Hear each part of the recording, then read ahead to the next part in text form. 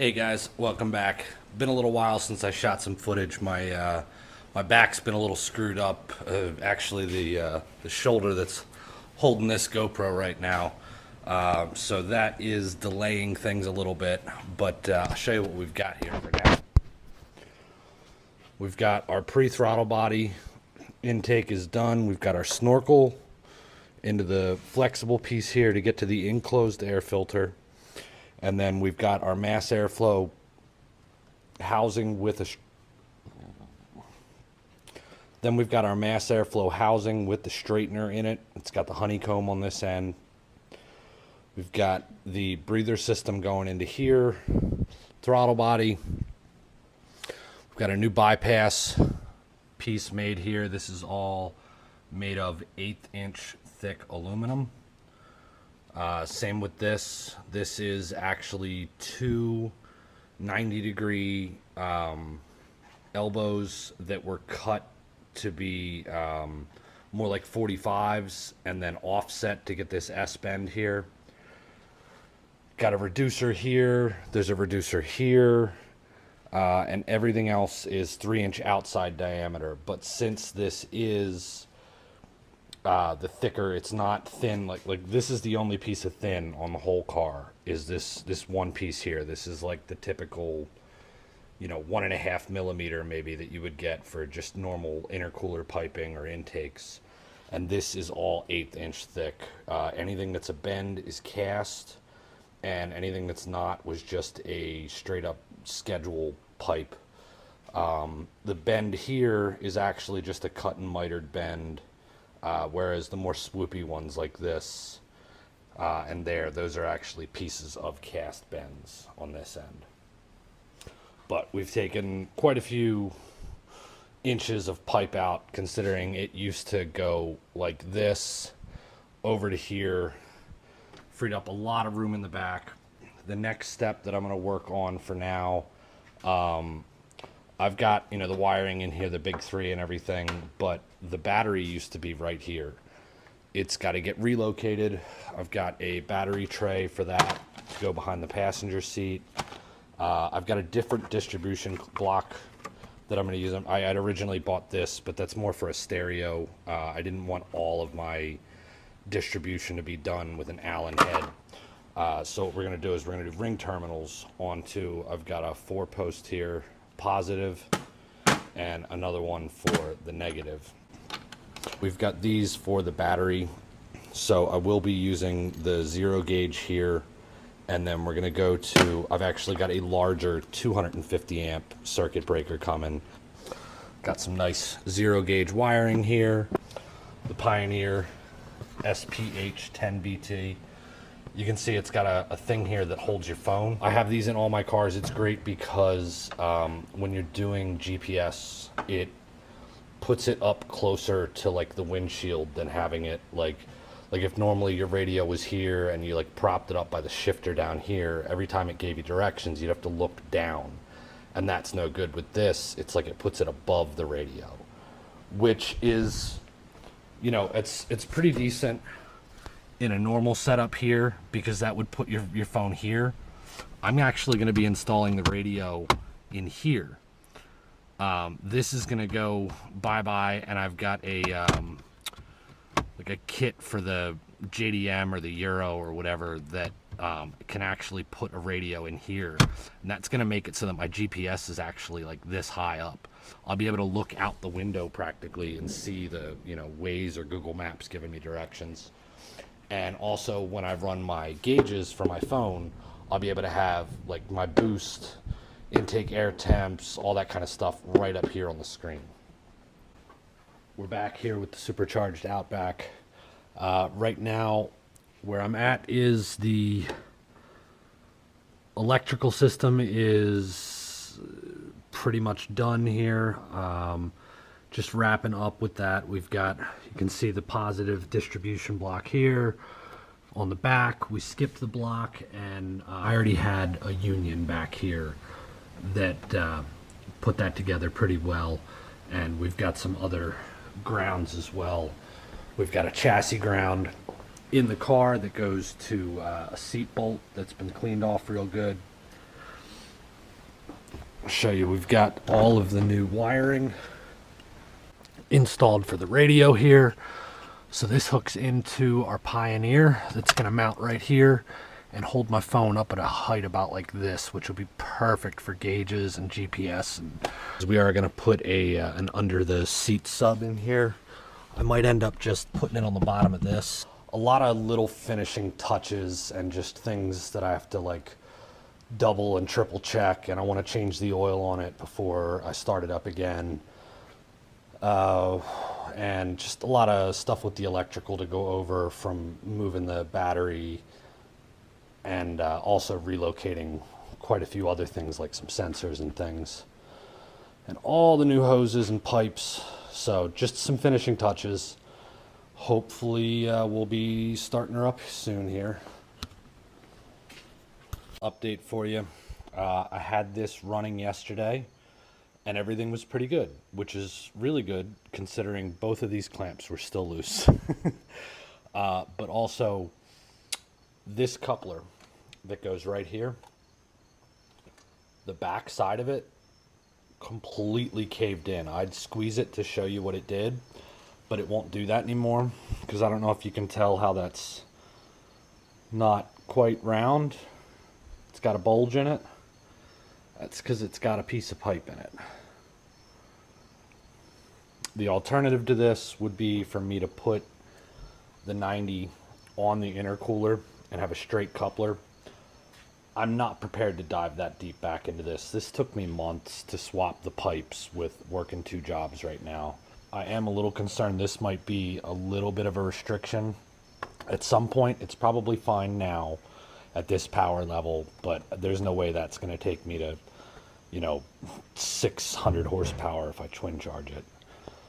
Other thing I've been working on, guys, is we've got, it's a little hard to see in here, it's dark, but this is an aftermarket radio in the cubby that would normally be a door that would open up right between these vents here. I hooked up all of the normal radio wires to this and then plugged back in everything on the bottom half of this, and expected this to not light up, but the bottom half I expected to work. It does not. So I am going to have to take this back out and tee some of the wires from the radio back to this one so that I can have at least power, ground, remote, and then pop this back in, because this car fogs up worse than any car I've ever had, so I'm not prepared to drive it without at least the defrost.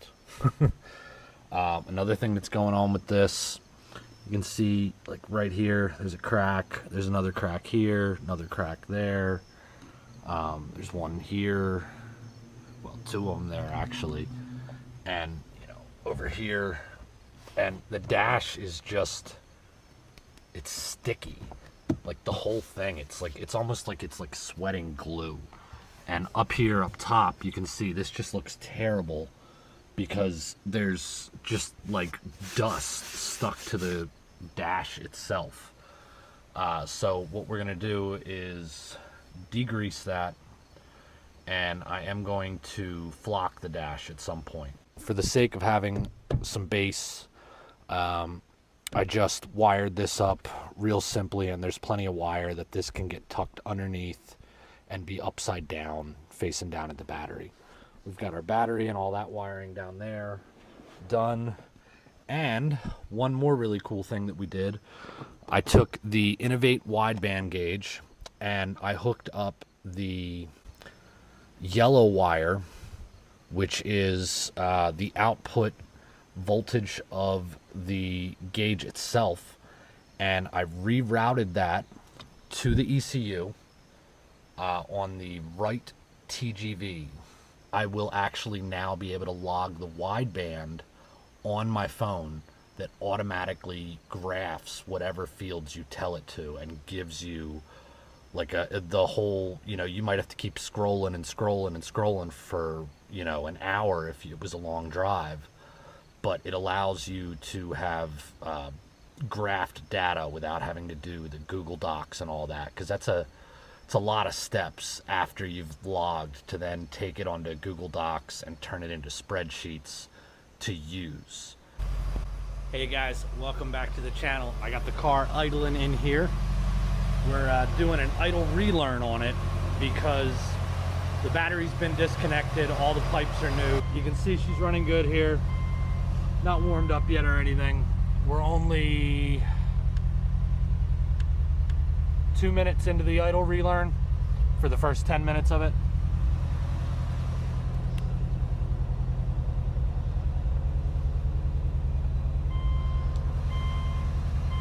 Uh, 80 pounds of oil pressure, running around 14.7, 15, good for idle.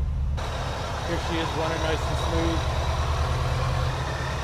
Now you can see here, this pipe is caved in, and it's caved in here, but since there's an orange slice shaped pie cut in there, it can't cave in. It used to be like it went all the way to here, to where it was breathing through a hole like this big. You can hear the intake here at the snorkel. All right guys, so that's the update for now. I'm gonna try to take this out for a quick spin.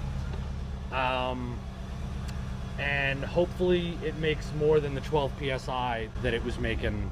The way it was before, you were lucky if you saw anything over 11.5 PSI. Sometimes it'd make like 12.3 or 12.7, but never for a whole run. And I have on occasion seen 14 or 14.1. With these new carbonite coated pulleys, I'm hoping to see 14 all the time, every time I floor it.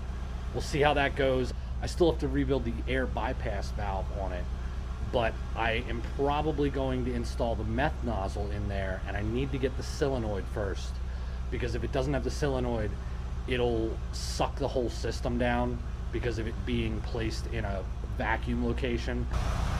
See you guys later. Out for a 20-minute spin in the car. No better on the boost. The best I made was like, most of the time, high 10s. It hit 11 pretty consistently if you gave it a lot of gas for a while. And the one time I was really able to lean into it for a whole fourth gear pull, like a long one, it hit 11.3. Not great. Show you guys, you can see, look at all of this is just, that's just belt. This was clean before I took it out for a ride. And down here is a ton. Look, it's even falling down onto the intake pipe. You can see it's on here a little bit. It's in the front of the pulley here. It's just everywhere. It's even on the, there's a big old pile of it on the intake manifold back here, because it's just getting blown back from any air coming in through the grill. So yeah, that's not it's not great. So we have here a Tiger brand roof rack for this. I looked around for a while. I could not find any roof racks I really liked. Most of them were just the same one over and over again. You know, just real square, no curves to it, no style. It was just flat, like a box. I don't like that. Got my trusty machete here that was like $5 at Harbor Freight. Couldn't pass that up.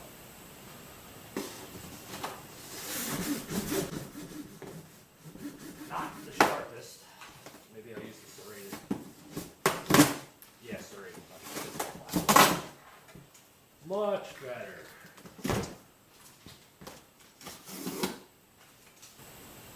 Ninja.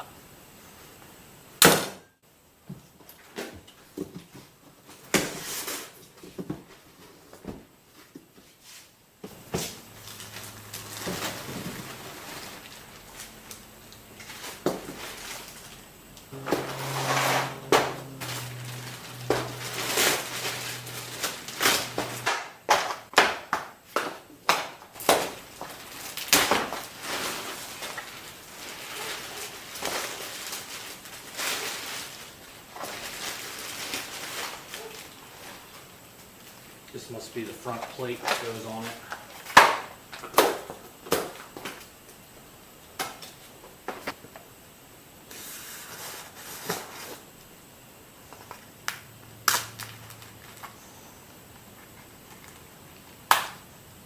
that is the roof rack for now. The brackets showed up today for these. So this is solid. It's mounted real good on there. The only flex there is like the actual bars of this. But it's real solid. You can see I'm moving the whole car by it. So we got that on there and mounted.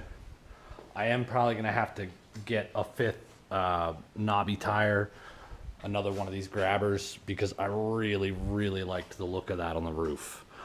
I don't like it as much as I would like the look of it right here, but that's fiberglass, so it's gonna be a little tricky to put anything on that.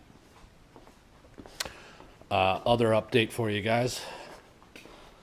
We got some lovely Chinese HKS sweatbands there for the reservoirs. And also I ordered a dress-up fender kit that also was able to work for the headlights. And I was even able to use a couple in here. So here's the other part of the update, guys. I took this thing to work yesterday, 40 mile each way, so 80 mile round trip. And it's been getting harder and harder to get this thing into first gear, as well as reverse. And it can be difficult to go from first to second gear. Everything else shifts pretty good. You know, it's a little notchy, but there's no pop outs and it doesn't grind when I'm driving fast. But I was afraid last night that I was not going to be able to get this thing in gear. Like, it basically, the car has to be rolling. Otherwise, you will not get it into first. You can push as hard as you want. You're just going to break the damn shifter. We've got here a trans with a 30-day warranty on it. Hopefully, I won't need it. That would be nice. But this is a trans for a 2005 Outback XT. Yep. So, step one, jack up your car. I'm going to put this thing set up on the lift, get her up in the air, and pull the trans out of it again. Hey guys, welcome back. Little update for you here. Put the trans in this thing. That's the old one sitting over there. That was a Forester 444. Now it's got an Outback 444 in it. You can see there is a trans down there. It's not painted black this time. I wasn't going through all that again. The issue that I'm having here is that the clutch won't disengage. Pretty much the exact same thing that happened when I put the other trans in and did the 5-speed swap in the first place. Last time it turned out to be that the fork and the bearing were improper. It had the NA stuff on a turbo trans. If you use the wrong setup on the wrong trans, it may or may not push the clutch far enough, or maybe even give you the ability to push it too far. This time, I had reused the fork and the pivot ball. I reused the bearing, and I also reused, I used a slave cylinder for the Forester, because I already had it, and it bolted right up and seemed like it was going to work just fine. I cross-referenced parts all day. The fork and the pivot ball for the torque solutions that I have, same part number for both transes, so that's fine. The bearing has a different part number, and so does the slave cylinder. I went and I got a slave cylinder. The one that's in there right now is installed but not bled. That one, when I looked up the part number they gave me, was not for the trans I have. I've got a slave cylinder and a bearing coming from the Subaru dealership. They'll be here tomorrow, but I won't be able to pick them up for a few days. So in the meantime, I'm working on some other stuff here. I had the lift kit. I have the off-road tires. And today, the flocking kit came in. So you can see the dash is flocked now. I did that this morning. I do have to go back and touch some stuff up. Like right around here. Right there could use a bit more flock. and there's some other spots like around vents, gauge cluster or anything. And I know you are supposed to remove the dash to do this. I obviously understand that. I don't have the time, energy, or patience to do that. I absolutely hate interior work, with the exception of like door cards, and the dash is the one thing that I really don't want to pull it out of the car. It's very, very involved, and I am not good at finding hidden clips. This doesn't look amazing, but it won't be sticky, so I'm good with that. The other thing I'm working on here, guys, is we've got the first of the lift spacers, and then we're gonna get that strut back in here. I do have upgraded hardware for these because the stuff that they come with is absolute garbage. Really lightweight, and they're hollow down to about where my thumb is. And the other problem with these is they thread in so far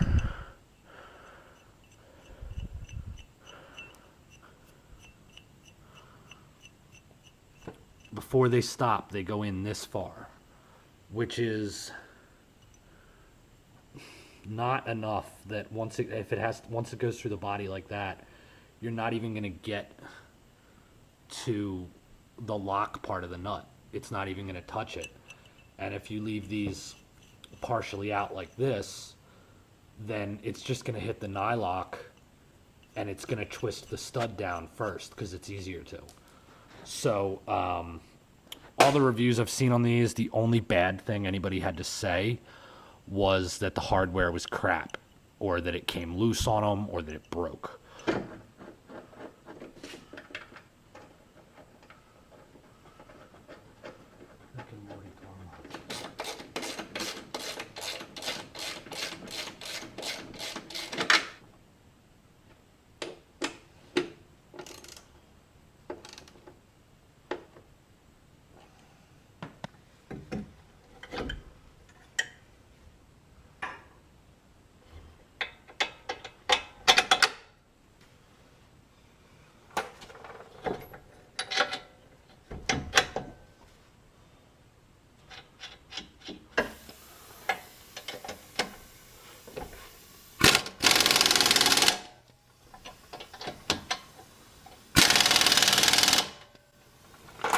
So we've got the Spec B Bilstein strut, Spec B stock spring with like a 0.65 inch spring isolator.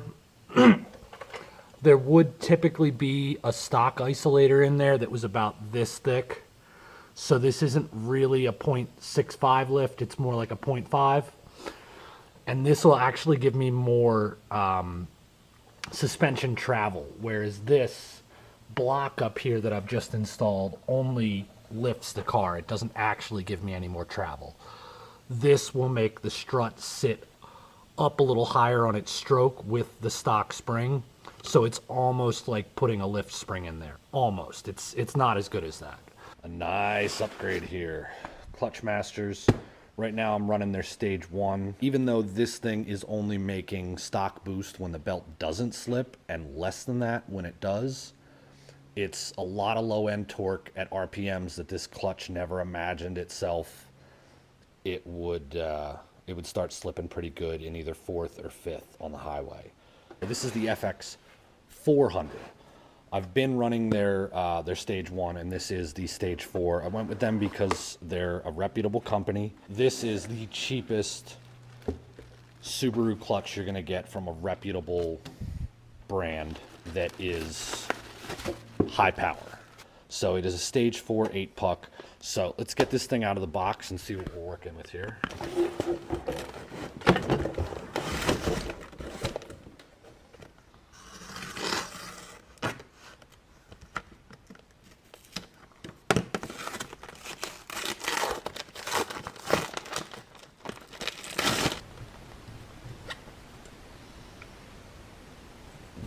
So we've got our disc here. Oop, sticker came off. This is the 8-puck sprung.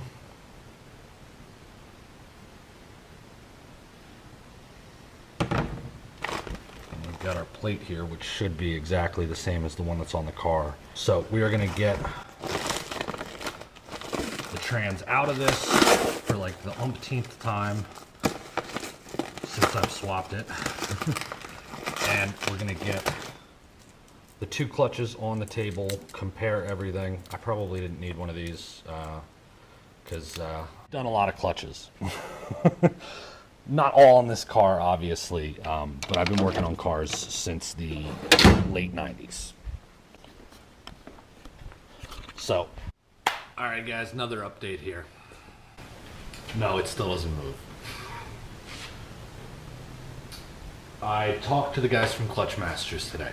I told them all the things I've tried and replaced and the interchange issues I had with some parts, and they confirmed that all the bearings are the same from like 2004 till well into the 2000 teens. He also confirmed that the pressure plate bolt torque is supposed to be more than stock. They don't tell you that in the kit. That would have been nice, but at least I know now. Unfortunately, I can't access them. I have to take the trans out again. I've lost count at this point. I don't even know. I still am waiting on a clutch master cylinder. Still having some clutch issues here, but I think I found the solution. I talked to them on the phone at Clutch Masters. They told me that the stock, well, I had to ask them about it. I told them that when I looked it up online, that spec clutches require 25 foot-pounds of torque on these pressure plate bolts, whereas the stock is only 11 and a half, 12 foot-pounds, depending on where you get your spec from. What he had told me to do was to use 20 foot-pounds at least, based upon the size of the bolts. He then told me to bench test this. So what I did for that is I bolted the pressure plate to the flywheel with the friction disc installed in between, put it in my press over here. Actually, I'll just show you guys what I did. It won't take me that long. All right, so we've got the clutch assembly here on the press. Take an old throwout bearing, make sure it's on the fingers real good, nice and centered. I am then going to press this until it's touching. That's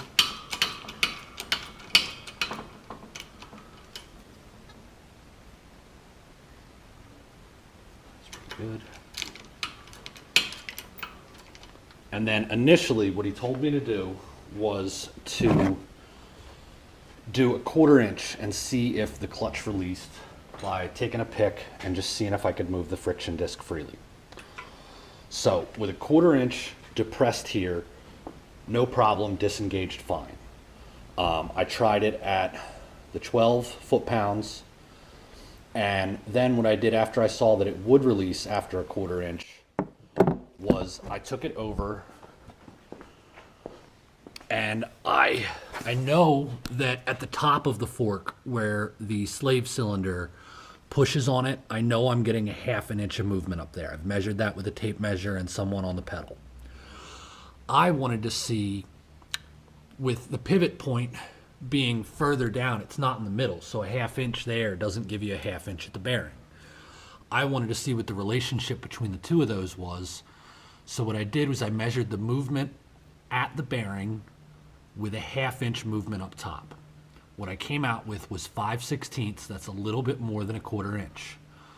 So by all rights, with it having just over a 1/4 inch here and a 1/4 inch making it release over here, that should release, but it wasn't. So there may be a little wiggle room on the actual fork assembly in there. So what I wanted to find out was what the minimum release was. So instead of just making sure it released at 0.25 inch, I wanted to see how much it actually took to get it to release. So with 12 foot-pounds, I was able to get the friction disc to let go at 0.23 inches. Anything less and it was still clamped. I then changed the torque spec here, the setting to 20 foot-pounds.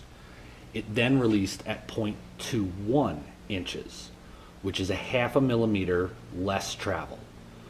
Then, for shits and giggles, I put it at the 25 foot-pound spec that Spec Clutches recommends for their higher stages. And at 25, it releases at 0.19 inch, which is another half a millimeter less travel. So put that all together, going from 12 foot-pounds to 25 foot-pounds makes this clutch release with a full millimeter less travel on the bearing. Now I'm only working with about 6 millimeters of travel because it's 6 1/4 is what he recommended. And since I'm getting a release with less than that, we're talking about a release at like maybe 5 millimeters. So that's a pretty large percentage change in the grand scheme of, you know, we're talking like 15% or so less actual movement of the fork system to get the release on this. So we're gonna put this in with 25 foot-pounds, and then that should release the clutch nice and early instead of not at all. You are looking at a happy man. It's back together. Before I started it up, I put my foot on the clutch, and instead of going into maybe 1 or 2 of the gears or none at all, it went into all the gears smoothly. I started it up, I put it in first gear, and let the clutch out, wheels started moving, so she's good. So yeah, I've had this trans out 5 times, and it was all because the clutch kit that came with the bearings and the alignment tool and all that, it didn't come with any instructions. And why would I think to use any spec other than the one in the service manual? I wish they had told me. I'd like a month of my life back. Because to pull this thing out 4 or 5 times, and me working 5 days a week, I've only had a day or 2 a week I could do this. So it took at least 3 weeks to have, you know, all that issue worked out. And there's a very good possibility that the stage 1 clutch I pulled out, which uses the exact same pressure plate, it's a different friction disc, but they use the same pressure plate for stage 1 through 5. There's a good chance that there's nothing wrong with that trans, as long as the maiden voyage around the block before I try to drive it to work goes well. Then I will take it to work and start breaking in this new clutch. I'm gonna go let my other half know that this thing works and get a battery charger on it and have celebratory lunch. Working on our Water-meth kit today. Step 1 was getting this in the tank. This is our level sensor. The outputs here on the bottom. These aren't tight yet. Just got some L brackets from Home Depot that just hold that in there real nice. So I'm going to get on it with this. I've got to do a lot more as far as running the system goes, and while I'm doing it, I'm going to replace the butterfly valve in here. It's very worn, and on this side there's a very large flat spot that I'm sure is leaking a bit, and you know, also just it's worn all the way around the seal, and it definitely leaks right here. I have air, whenever I do a boost leak check on this, anything that, you know, from the throttle body around to the engine, the only leak I ever find is right here. So yeah, I've got a kit for that right here. Got the needle bearings with the proper seals for them, and a new throttle plate and the lubricant and all of that. So I'm gonna get that done at the same time, because I am planning on putting the Water-meth injection nozzle, I think I'm gonna put it like right here. That way it goes in before the supercharger. The entire unit will run cooler because of that. And also it's going to help seal the blades on the case almost as though it had the Teflon coating, which some people have seen as much as a 2 psi increase in boosts from that. You usually get more like 1 or slightly less than 1.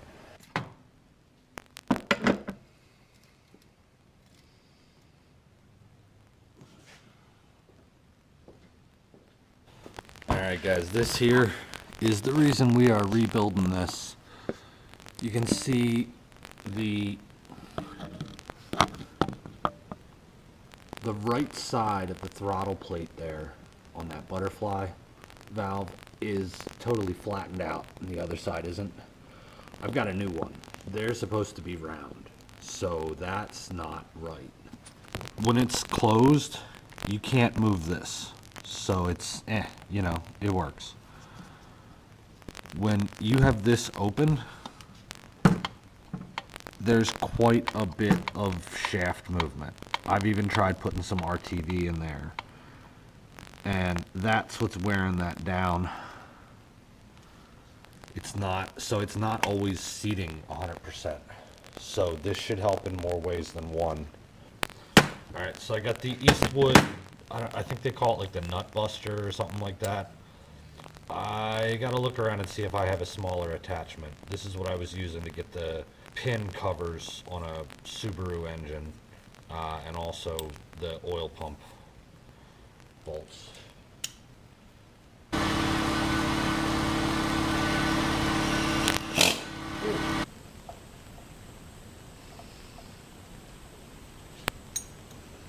Wow, you can see how much that wore that to where it looks like it would have came that way. Yeah, no, it didn't.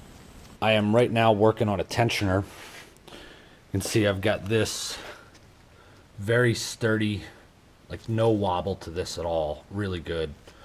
Timing belt tensioner off of a Subaru. Tolerance is really tight. If I have to, I'll shave the bolt head, but I don't think I'm gonna have to. I think it's just perfect. Now, I've got this bin full of brackets here, and the first one that I grabbed, check this out.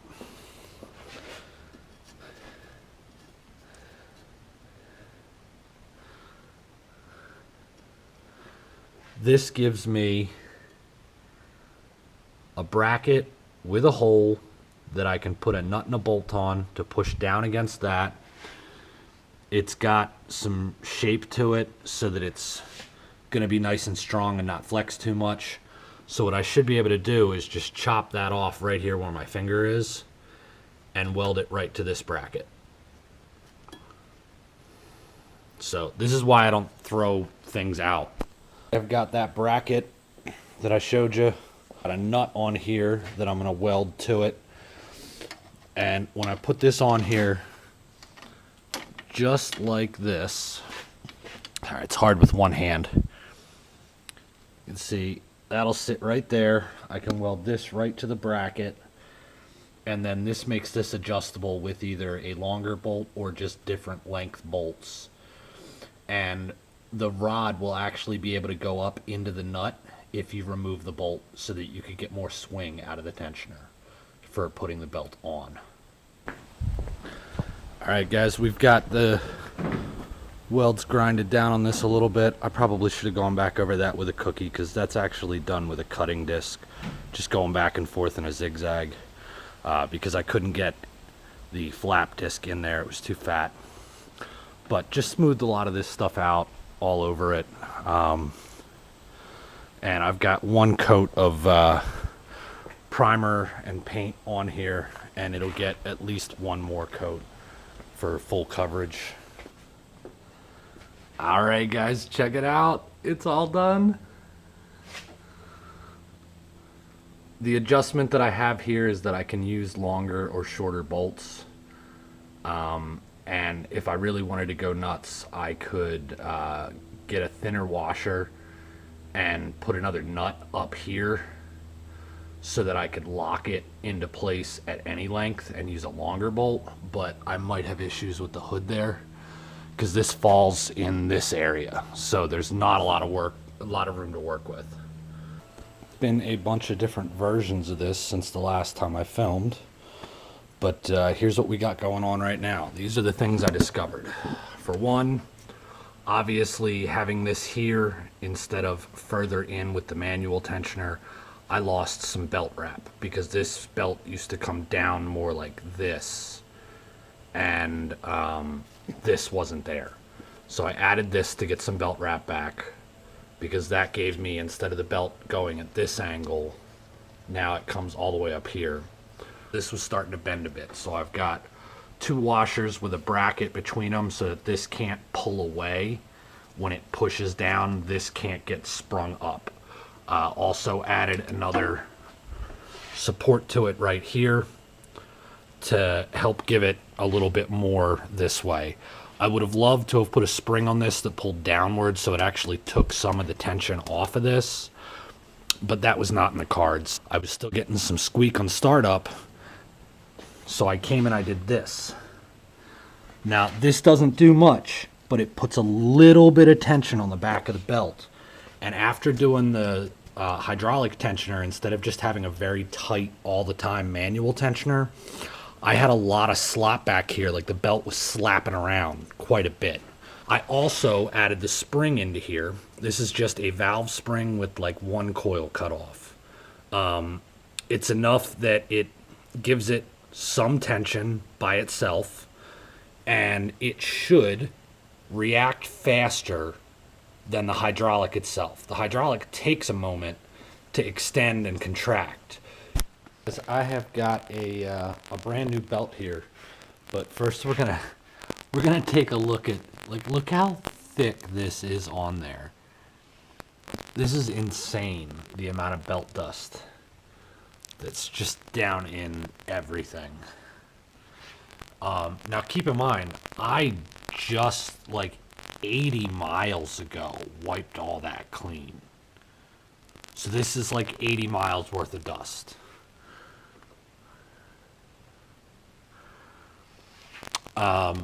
The problem is that you can see this pulley has like a rough finish that's been welded to it with a titanium process. It's a carbonite coating.